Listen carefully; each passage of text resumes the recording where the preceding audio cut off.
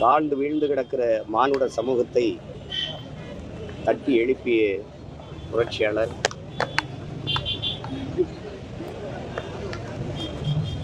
ஆயிரம் ஆண்டுகள் நாம் அடிமையாக வாழ்வதை விட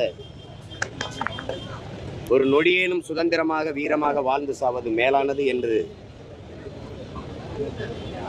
உரிமை இழந்து அடிமைப்பட்டு கிடக்கிற சமூகங்களுக்கெல்லாம் உணர்வு சூடேற்றி உச்சிப்பிய புரட்சியாளர்.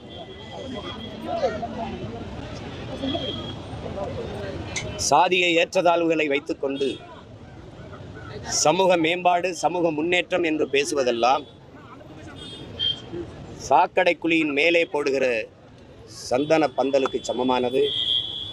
மலக்குழியின் மேலே போடுகிற மல்லிகை பந்தலுக்கு சமமானது என்று இந்த சாதிய இழிவை துடைத்தெறிய நாம் போராடாமல் இருப்பதை விட செத்து ஒழிவதே மேலானது என்று கற்பித்து